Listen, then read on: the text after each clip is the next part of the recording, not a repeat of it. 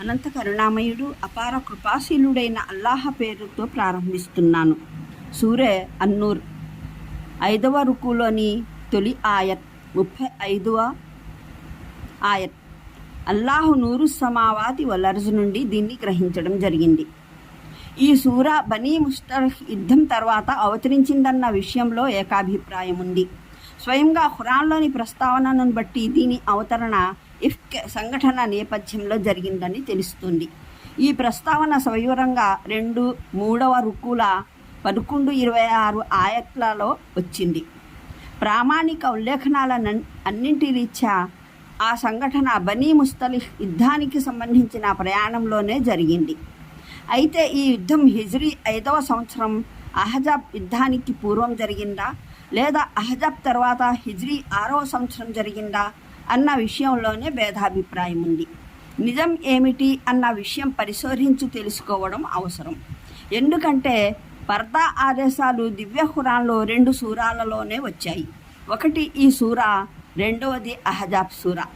Ahzab సూరా అవతరణ ఏకగ్రీవంగా Ahzab యుద్ధ సందర్భంలోనే జరిగింది.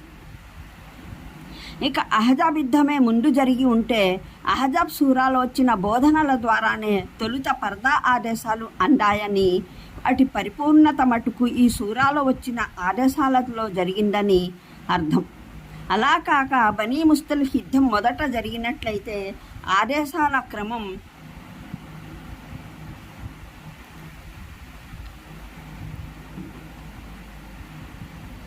రెండవది అహజాబ్ సూరా అవతరణ ఏకగ్రీవంగా అహజాబ్ యుద్ధ సందర్భంలోనే జరిగింది. ఇక అహజాబ్ యుద్ధమే ముందు జరిగి ఉంటే అహజాబ్ సూరాలో వచ్చిన బోధనల ద్వారానే తొలుత పర్దా ఆదేశాలు అందాయని, వాటి పరిపూర్ణత మటుకు ఈ సూరాలో వచ్చిన ఆదేశాలతో జరిగిందని అర్థం. అలా కాక బనీ ముస్తలిహ్ యుద్ధం మొదట జరిగినట్లయితే ఆదేశాల క్రమం తారుమారు అవుతుంది. పర్దా ఆదేశాల ప్రారంభం నూర్ సూరాలోనూ, సంపూర్ణత అహజాబ్ సూరాలోనూ, ఆదేశాలలోనూ జరిగినట్లు అంగీకరించవలసి ఉంటుంది. ఈ విధంగానైతే పర్దా ఆదేశాలలో గల షరియత్ ఔచితీ విఘ్నతను అర్థం చేసుకోవడం కష్టమైపోతుంది. ఈ ఉద్దేశంతోనే మేము ముందుకు సాగడానికి పూర్వం అవతరణ కాల నిర్ధారణ జరగడం భావ్యమని తలిచాము. ఇబ్ను సఅద్ ప్రకారం బనీ ముస్తలిహ్ యుద్ధం హిజ్రీ 5వ షాబాన్ నెలలో 5 షాబాన్ నెలలో జరిగింది. తర్వాత అహజాబ్ లేదా కండకం యుద్ధం జీహదా నెల హిజ్రీ 5లో జరిగింది. దీన్ని సమర్థిస్తూ వచ్చిన అన్నింటికన్నా గట్టి నిరూపణ ఇఫ్క్ సంఘటన సందర్భంలో హజరత్ ఆయిషా రజియల్లాహు ఉటంకించిన ఉల్లేఖనాలు. ఆ ఉల్లేఖనాలు కొన్నింటిలో Hazrat Saad bin Ubada, Hazrat Saad bin Muadh రజీల మధ్య జరిగిన వాదులాట ప్రస్తావన ఉంది. విశ్వసనీయ ఉల్లేఖనాలన్నింటి రీత్యా హజరత్ సఅద్ బిన్ ముఆజ్ బనీ ఖురేజా యుద్ధంలో మరణించారు. అది అహజాబ్ యుద్ధం తర్వాత వెంటనే జరిగింది. అందువల్ల హిజ్రీ 6వ సంవత్సరం ఆయన జీవించి ఉండే అవకాశమే లేదు. మరోవైపున ఇబ్ను ఇస్హాక్ ప్రకారం అహజాబ్ యుద్ధం హిజ్రీ 5 షవ్వాల్ నెలలో జరిగింది. బనీ ముస్తలిహ్ యుద్ధం షాబాన్ నెల హిజ్రీ శకం 6లో జరిగింది. దీన్ని అత్యధిక సంఖ్యలో గల విశ్వసనీయ ఉల్లేఖనాలు బలపరుస్తున్నాయి. వీటిని హజరత్ ఆయిషా తదితరులు ఉల్లేఖించారు. వాటిని బట్టి చూస్తే ఇఫ్క్ సంఘటనకు పూర్వమే పర్దా ఆదేశాలు అవతరించాయని అవి అహజాబ్ సూరాలో ఉన్నాయని తెలుస్తుంది. వీటి ద్వారా తెలిసే మరో విషయం, అప్పటికే హజరత్ జైనబ్ రజియల్లాహుతో ప్రవక్త మహానీయుల సల్లల్లాహు సల్లం నిఖా జరిగి ఉంది అన్నది. అది అహజాబ్ యుద్ధం తర్వాత జీహదా నెల హిజ్రీ 5లో జరిగింది. అహజాబ్ సూరాలో దాని ప్రస్తావన కూడా ఉంది. అంతేకాక హజరత్ జైనబ్ రజీ సోదరి హమ్నా బిన్తు జహాస్ హజరత్ ఆయిషా రజియల్లాహు పైన అపనింద మోపడంలో పాల్గొనడానికి కారణం కేవలం హజరత్ ఆయిషా రజీ ఆమె సోదరికి సౌతి అవడమే అన్న విషయం కూడా ఈ ఉల్లేఖనాల ద్వారా తెలుస్తుంది. సోదరి సౌతి పట్ల ఇలాంటి భావనలు ఏర్పడాలంటే సౌతి సంబంధాలు ఏర్పడి కొంతకాలమైనా గడవడం అవసరం. ఈ సాక్ష్యాధారాలన్నీ ఇబ్ను ఇస్హాక్ ఉల్లేఖనాలను పటిష్టపరుస్తున్నాయి. అయితే ఈ ఉల్లేఖనాన్ని అంగీకరించడానికి అవాంతరమైన విషయం ఒకటి ఉంది. ఈ ఉల్లేఖనంలో ఇఫ్క్ సంఘటన జరిగిన కాలంలో హజరత్ సఅద్ బిన్ ముఆజ్ సజీవంగా ఉన్నట్లు ప్రస్తావన ఉంది. ఈ సంక్లిష్టమైన దూరం చేసే విషయము ఒకటి ఉంది. ఈ సంక్లిష్టతను దూరం చేసే విషయము ఒకటి ఉంది. ఈ సంఘటన సందర్భంలో హజరత్ ఆయిషా రజీ ఉటంకించిన ఉల్లేఖనాలు కొన్నింటిలో మహానీయ సఅద్ బిన్ ముఆజ్ ప్రస్తావన ఉండగా, మరికొన్నింటిలో ఆయనకు బదులు మహానీయ ఉసైద్ బిన్ హుజైర్ ప్రస్తావన ఉంది. ఈ రెండవ ఉల్లేఖనం ఈ సందర్భంలో స్వయంగా మహానీయ ఆయిషా రజియల్లాహ్ ద్వారా ఉల్లేఖించబడిన ఇతర సంఘటనలకు పూర్తిగా అనుకూలంగానూ ఉంది.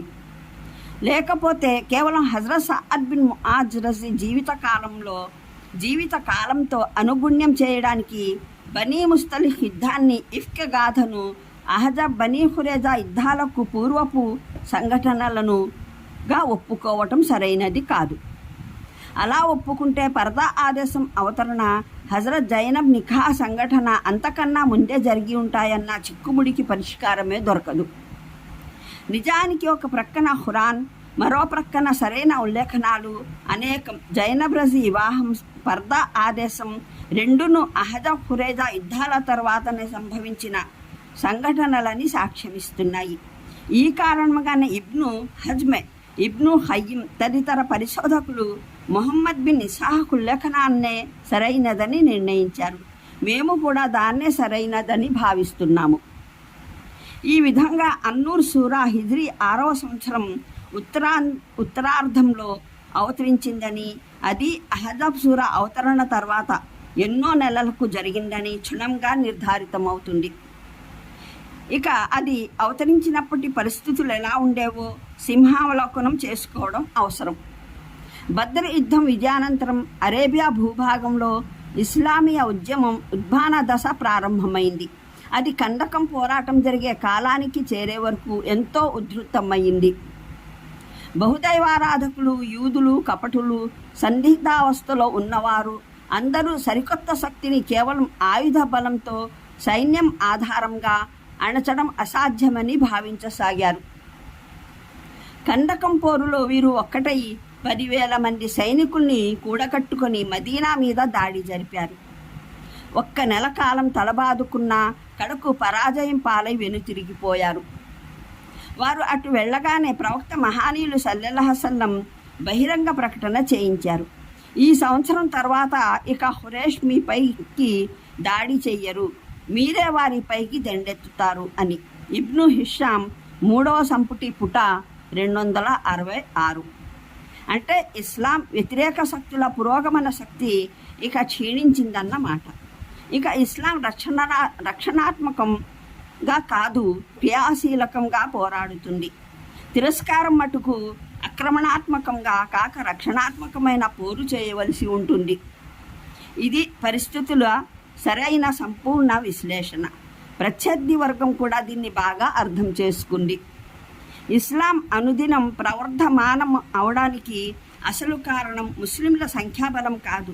బద్ర మొదలుకొని కందకం వరకు ప్రతి పోరులోనూ తిరస్కారులు ముస్లింల కన్నా ఎన్నో రెట్ల అధిక బలంగా తీసుకువచ్చారు. జనాభా లెక్కల ప్రకారం కూడా ముస్లింలు ఆనాటి వరకు అరేబియాలో అతి కష్టం మీద 1/10% మాత్రమే ఉన్నారు. ఈ వృద్ధికి కారణం ఆయుధ బలం రీత్యా ముస్లింల ఆధిక్యత కూడా కాదు. అన్ని రకాల సాధనా సంపత్తుల రీత్యా తిరస్కారుల పక్షమే బలమైనది. ఆర్థిక శక్తి, పరపతి రీత్యా కూడా ముస్లింలకు వారితో పోలికే లేదు. వారి వద్ద అరేబియా అంతటికీ చెందిన ఆర్థిక వనరులు ఉన్నాయి. ముస్లింలేమో ఆకలి దప్పులతో అలమటిస్తున్నారు. వారికి వెన్నుదన్నుగా అరేబియా అంతటా ఉన్న బహుదైవారాధకులు, గ్రంథబహుళ తెగలు ఉన్నాయి. ముస్లింలేమో ఒక కొత్త ధర్మం సందేశం ఇచ్చి ప్రాచీన వ్యవస్థ సమర్థకులందరి సానుభూతిని కోల్పోయారు. ఆ పరిస్థితుల్లో ముస్లింల